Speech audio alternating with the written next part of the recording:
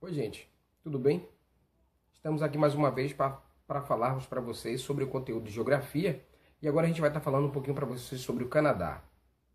Vamos identificar a localização desse país no mapa. Vamos lá. Está no norte da América do Norte, é banhado pelos oceanos Atlântico, Pacífico e o glacial Ártico, que está constantemente congelado. Tem ao sul o seu vizinho, os Estados Unidos da América. Também apresenta algumas províncias importantes, como Colômbia Britânica, Quebec, Ontário, Manitoba, dentre outras. De acordo com a observação do mapa, a gente pode perceber que o Canadá está muito próximo do Polo Norte. Por estar próximo do Polo Norte, existe um predomínio de climas extremamente frios no Canadá. Uma outra questão que merece bastante atenção é o tamanho do seu território. O Canadá é o segundo maior país do mundo em território, perdendo apenas para o território russo. Uma outra questão que também chama atenção é o fato do Canadá ter uma população absoluta muito reduzida, assim também como a sua densidade demográfica. A população, por sua vez, é muito mal distribuída pelo território, né? Na verdade, devido ao rigor climático, mais ao norte, praticamente não vive ninguém. A maior parte da população vive exatamente no sul, nas proximidades da fronteira com os Estados Unidos da América, bem como também nos litorais, tanto do Atlântico quanto do Pacífico. Vamos dar uma analisada no mapa de população do Canadá. Vamos lá. O país apresenta em torno de 35 milhões de habitantes, população absoluta, muito mal distribuída pelo seu território. A maior parte se localiza exatamente no sul, na fronteira com os Estados Unidos e na região da Península do Labrador. Essa má distribuição populacional está associada principalmente ao rigor climático das terras ao norte do país, que são extremamente frias em função da proximidade com o Polo Norte. A colonização do Canadá ocorreu por parte dos britânicos e também dos franceses. A primeira forma de organização e ocupação do território canadense foi feita pelos franceses, que se instalaram principalmente na região do Vale do São Lourenço até os Grandes Lagos. A colonização francesa tinha por objetivo a subsistência local. Já as terras colonizadas pelos ingleses tinham uma forte função comercial e localizavam-se na porção noroeste do território canadense. O choque de interesses entre os colonizadores franceses e ingleses levou à chamada Guerra dos Sete Anos, ocorrida entre 1756 e 1763.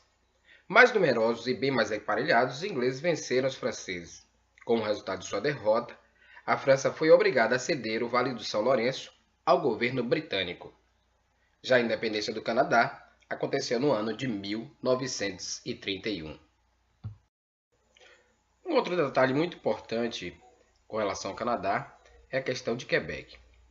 Quebec é uma província que ainda preserva muitos traços da colonização francesa, inclusive através da sua própria arquitetura. É uma economia bastante dinâmica e concentra 25% da população canadense. Os quebequenses sempre reivindicaram maior autonomia para sua província. As razões para esse desejo são muito variadas. Existem motivações econômicas, culturais e políticas. Já foram realizados dois plebiscitos, um na década de 80 e outro em 1995. Nesse ano, quase ocorreu a separação de Quebec com relação ao Canadá. Atualmente, o momento de prosperidade econômica faz o movimento separatista perder força, mas não ficar esquecido.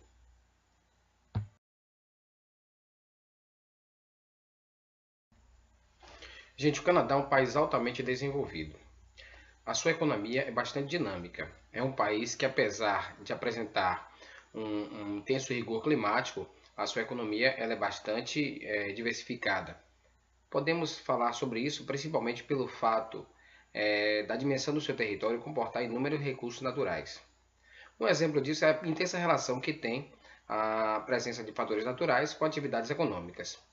A presença da taiga em território canadense, a floresta boreal, tem uma intensa relação com atividades econômicas, principalmente na indústria de papel e celulose.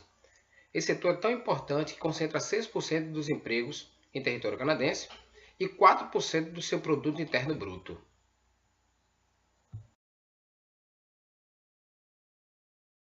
Com relação ao seu espaço agropecuário, ele ocupa apenas 8% das terras do território do Canadá.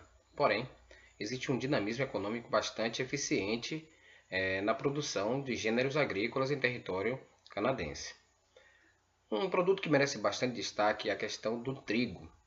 Ele é produzido na região das planícies centrais, principalmente no período de primavera e de verão, onde a temperatura não é tão baixa. Merece também destaque falarmos sobre a produção de frutas que acontece principalmente nas proximidades do litoral.